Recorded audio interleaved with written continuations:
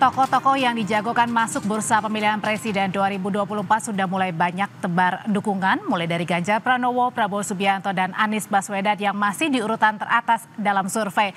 Tapi elektabilitas Prabowo justru menurun. Apakah ini artinya Gerindra mungkin belum panas untuk menggerakkan roda-roda memajukan Prabowo Subianto sebagai calon presiden, atau justru masih membaca strategi pilihan parpol mana yang akan bergabung dengan Gerindra?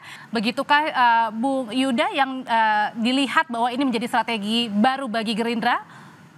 Ya, pertama pemilu atau pilpres kita akan berlangsung 1/4 tahun lagi, bukan pekan depan atau bulan depan. Satu itu. Yang kedua, peta elektabilitasnya juga kompetitif di survei Poltreking maupun survei Litbang Kompas tadi juga terlihat berimbang, kompetitif, berada di rentang margin of error. Sulit untuk memprediksi siapa pemenang sebenarnya kalau diadakan pilpres.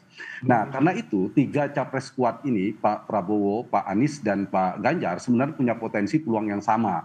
Karena kita membahas Pak Prabowo dan Gerindra sore hari ini, saya menganalisa alasan rasional mengapa Pak Prabowo masih perlu dan dipertimbangkan maju. Kalau di sisi saya mencoba untuk objektif, satu, Pak Prabowo adalah capres di antara 3 capres kuat tadi yang satu-satunya punya partai. Dibandingkan Ganjar dan Anies, Pak Prabowo punya partai. Harusnya lebih siap gitu. Paling tidak partainya meskipun belum cukup 20%, sudah lebih dari separuh. Butuh satu lagi kawan koalisi. Yang kedua, dari seluruh ketua umum partai, kita harus mengatakan bahwa ketua umum yang elektabilitasnya tertinggi itu Pak Prabowo. Ketua umum partai. Nah, karena itu sebenarnya Pak Prabowo punya peluang yang cukup besar. Ditambah kalau kita bicara partai, semua kan memburu kotel efek. Persoalan pasti ingin menang atau kalah di pilpres, ini akan memberikan dampak yang besar bagi partainya Gerindra, memberikan insentif secara elektoral kepada Gerindra kalau Pak Prabowo maju. Tidak ada penggantinya, misalnya Pak Mas Sandi, jauh sekali perbandingan Sandiaga Uno dan Prabowo Subianto. Nah, itu membuat rasional kenapa saya membaca Gerindra masih tetap tapi kan tidak ada jaminan, Bung Yuda, ketika misalnya Pak Ketua Umum Prabowo kali ini akan menang, apalagi pengalaman di 2014, 2019 harusnya hal ini merupakan bisa menang di 2024 untuk ketiga kalinya kontestasi pilpres ini. Betul, semuanya tidak punya jaminan, tidak hanya Prabowo tapi Ganjar dan Anies juga karena kompetitif tadi tidak punya jaminan akan menang. Tetapi Pak Prabowo punya elektabilitas, meskipun trennya turun dibandingkan pilpres yang lalu, yang mungkin nanti sebelum titik kritik di beberapa yang saya kasih catatan. Tetapi dari sisi ini Pak Prabowo masih punya modal elektabilitas. Kalau kita bicara Pak Prabowo turun, orang jenuh. Nah, kita bisa sebaliknya. Pak Anies dan Pak Ganjar juga orang baru.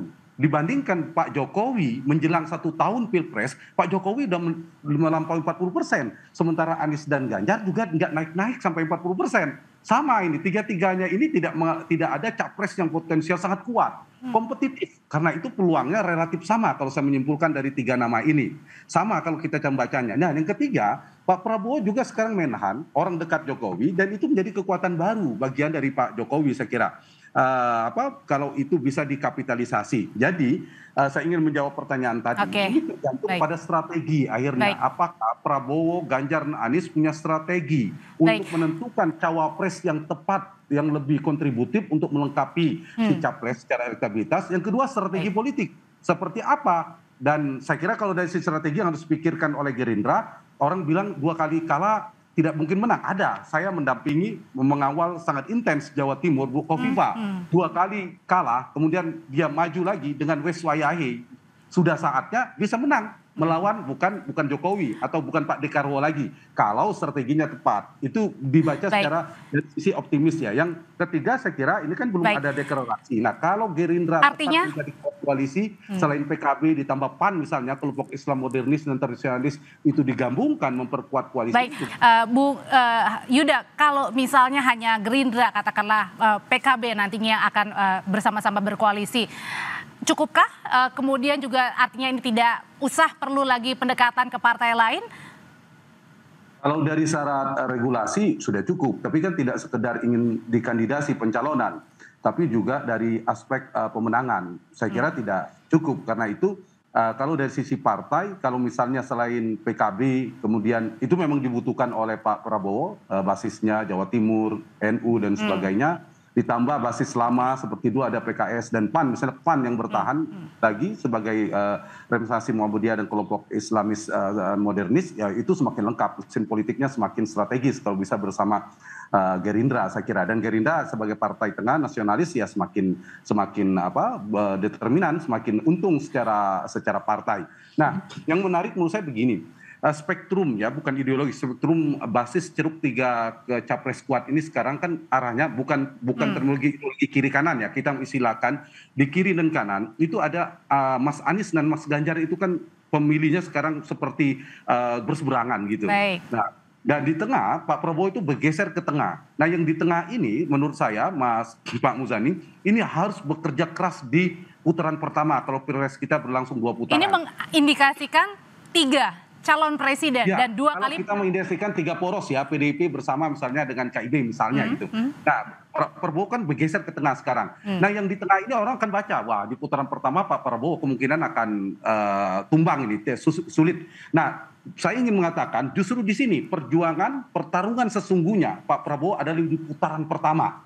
Karena di putaran pertama ini jadi dia dapatnya sedikit karena kedorong dari kanan dan kedorong dari kiri, sisanya sedikit atau bisa juga bisa bertahan dengan strateginya. Jadi strategi yang paling susah justru di pertama ini, di putaran pertama ya, tiga capres. Bagi bacaan saya di putaran pertama, tapi kalau Pak Prabowo lolos di putaran pertama kemudian masuk ke putaran kedua, peluang kemenangannya ada di Pak Prabowo. Kenapa? Karena pemilih misalnya yang masuk Ganjar dan Prabowo, pemilih Anies sangat mungkin lebih bergeser ke Prabowo ketimbang ke Ganjar.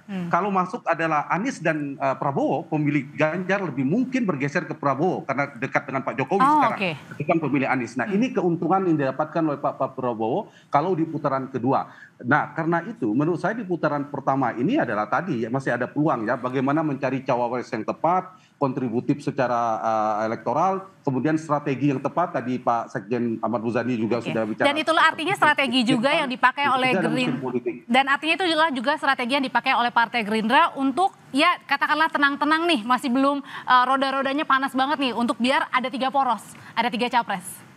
Ya kalau saya baca memang sekarang semuanya sedang menyiapkan ini ya di level kandidasi di fase kandidasi pencalonan karena kan belum cukup ya. Nah cuma jangan sampai Gerindra terjebak karena cawapresnya harus dengan partai X lalu harus dengan ketua umum itu. Nah kalau itu kan faktor yang penting maju, tapi cari cawapres yang kontributif secara elektoral. Yang saya bilang tadi melengkapi kekuatan Pak Prabowo, bagaimana Pak Prabowo kuat di Jawa Barat, sekarang Banten masih bertahan, misalnya cari yang kuat juga di Sumatera, di luar Jawa. Bagaimana kelompok milenial tadi ya, kelompok pemula, cari wakilnya merepresentasikan juga kuat dari kelompok pemilih yang muda gitu ya, Dan kekuatan NU jangan lupa itu bagian dari simbol NU ini juga penting, ditambah tentu cari figur-figur yang secara governability, efektivitas pemerintahan yang bisa membantu kalau terpilih ke depan. Jadi saya kira peluang Pak Prabowo, kalau saya beda mungkin sebagian mengatakan peluang Prabowo tidak lebih kecil daripada Anies dan Ganjar. Sampai sedikit mungkin perjuangan terberat Pak Prabowo itu di putaran pertama Pak Muzani.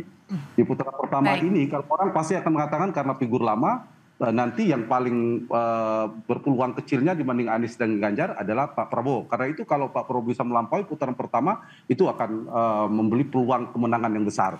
Kalau tidak, Pak Prabowo kan dulu Pak Jokowi yang bawa Pak Jokowi ke Jakarta salah satu menyiapkan. Kalau kalah lagi Pak Muzani, ini Pak Prabowo sukses menyiapkan lawan tandingnya.